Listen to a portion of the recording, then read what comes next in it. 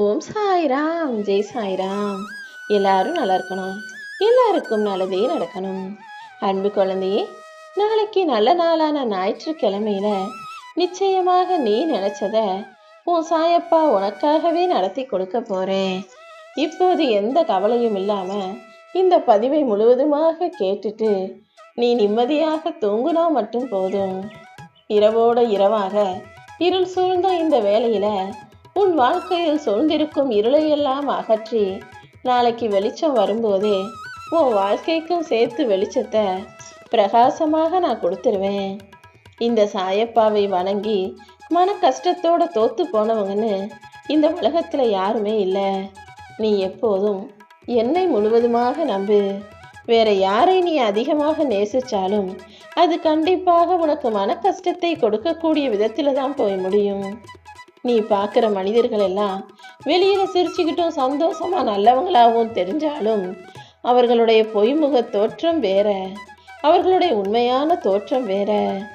நேரமாக ஆக காலம் கடந்து போக போக நிச்சயமா நீ இவங்க எல்லாரையும் பத்தி கண்டிப்பா புரிஞ்சுக்கலாம்.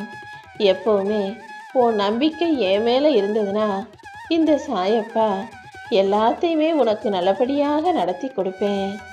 சில விஷயங்கள் ஏன் நடக்குது, எதுக்கு நடக்குதுன்னு ஆராயாம அது ஏதோ ஒரு நன்மைக்காக தான் நடக்குதுன்னு உன் வாழ்க்கையில நடக்கிற விஷயங்களை அப்படியே விட்டு விடணும் என் செல்லமே.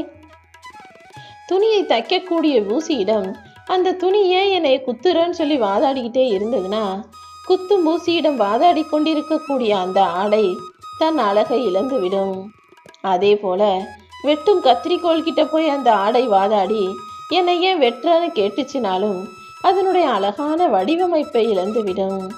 சில விஷயங்களை வெட்டுவதும் சில விஷயங்களை சேர்த்து வச்சு தப்பதும் கூட அழகான வடிவமைப்புக்காக தான். அப்படிதான் உன் வாழ்க்கையிலையும் சில விஷயங்களை உன்கிட்ட இருந்து விலக்கி வச்சு சில விஷயங்களை உன் கைகளில் கொண்டு வந்து சேர்க்கிறேன்னா அது உன் வாழ்க்கையை அழகாக ஆக்குவதற்காக தான். புரிஞ்சுக்கோ. எல்லா காயங்களும் கஷ்டங்களும் உன்னை நேர்த்தி செய்வதற்காக மட்டும்தான் இந்த சாயப்பா செய்வனை தவிர ஒருபோதும் உன்னை கஷ்டப்படுத்தணுன்ற எந்த எண்ணமும் எனக்கு இல்லை.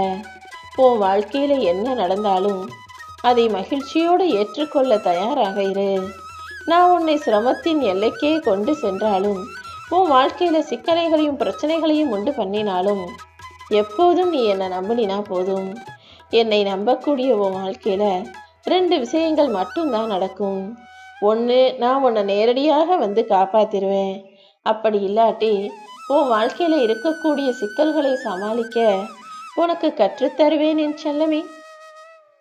இனி யாராவது உன்கிட்ட வந்து ஆறுதல் கேட்டாங்க, உதவி கேட்டாங்கன்னா சற்றும் யோசிக்காம அதை செய்யக்கூடிய மனநிலையோட அவர்களுக்கு தேவையான விஷயத்தை செஞ்சு கொடு. ஏன்னா ஒரு மனிதன் எந்த அளவுக்கு அடுத்தவங்களுக்கு கொடுக்கணும்னு நினைக்கிறானோ அந்த அளவுக்கு அவர்களுக்கு தேவையானதை விட அதிகமாக இந்த சாயப்பா அவர்கள் வாழ்க்கையில வளர்ச்சியை கொடுப்பேன்.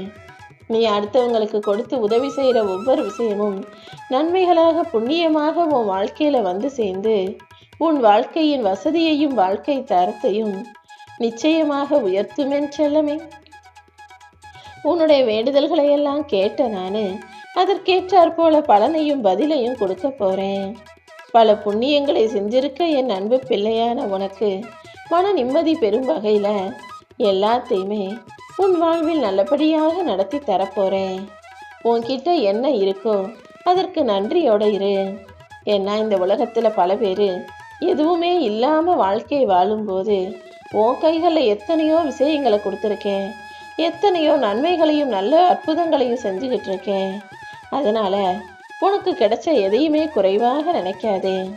சில நேரங்கள்ல சிலவற்றின் மதிப்பு உனக்கு உடனே புரிஞ்சிடாது. பல நேரங்கள்ல இல்லாததை நினைச்சே உன் மனசு ஏங்கிக்கிட்டு இருக்கு இல்லையா? இந்த உலகத்தில் நீ பார்க்குற அனைத்துமே விலை மதிப்பற்றவையாக இருக்க போது உனக்கு தெரிஞ்சாலும் உண்மை அது கிடையாது. எது விலை மதிப்பற்றதோ எது அற்புதமானதோ அதை உன் கைகளில் தான் நான் முதல்ல வந்து கொடுப்பேன். தண்ணீரில் நீந்தக்கூடிய மீனுக்கு ஒரு உண்மை தெரியாது. அதாவது அதுக்கு இறை போடுவது போல போட்டு தான் அந்த மீனையே பிடிச்சி சாப்பிடுவாங்கன்னு.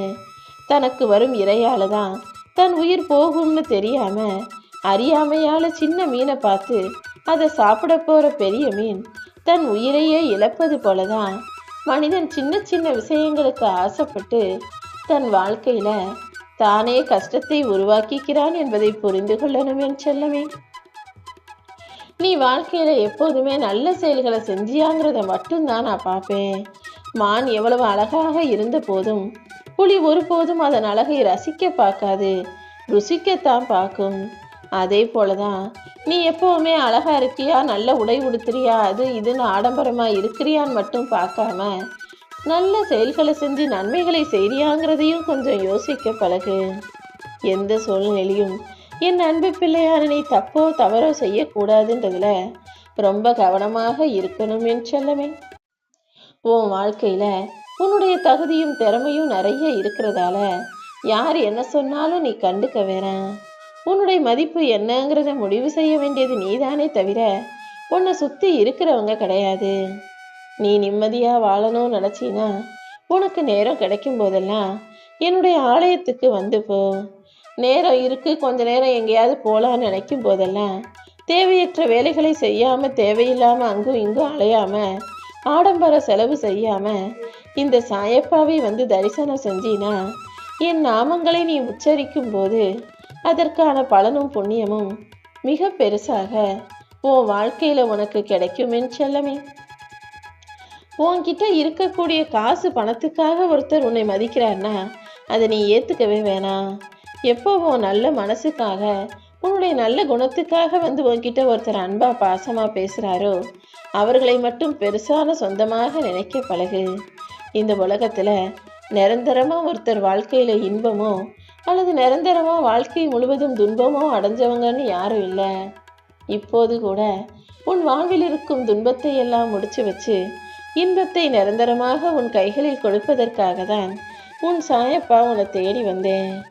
ஒரு கட்டம் வரவா இருந்ததுன்னா இன்னொரு பக்கம் செலவா இருக்கதான் செய்யும். ஐயோ, கையில வரவுக்கு மீறின செலவா இருக்கே, எவ்வளவு காசு வந்தாலும் பத்த மாட்டேங்குதே, செலவு இன்னும் அதிகமாயிட்டே இருக்கு, வரவு வர்றதுக்கான வழியே இல்லை.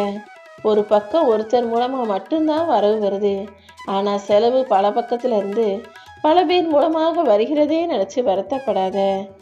இத்தனை நாளாக துன்பத்தின் கட்டத்தில் இருந்தனே இப்போது இன்பமான கட்டத்தை அனுபவிக்க போற.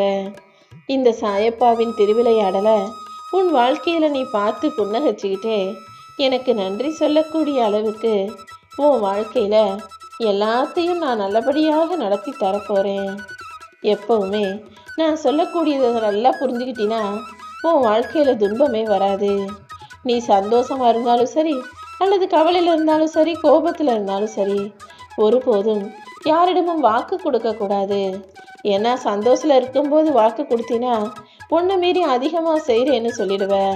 அல்லது கோபத்தில் இருக்கும்போது வாக்கு கொடுத்தினா உன்னால் முடியாதத ஏதோ விதண்டாவாதத்துக்காக வாக்குவாதத்துக்காக பெருசாக செய்கிறேன்னு சொல்லிடுவ. துக்கத்தில் இருக்கும்போது வாக்கு கொடுத்தினாலும் அது சரி வராது என் செல்லமே. அதனால எப்போதுமே பேசும் வார்த்தைகளை எங்கே பேசுகிறோம் என்ன பேசுகிறோன்றதை கவனித்து பேசணும்.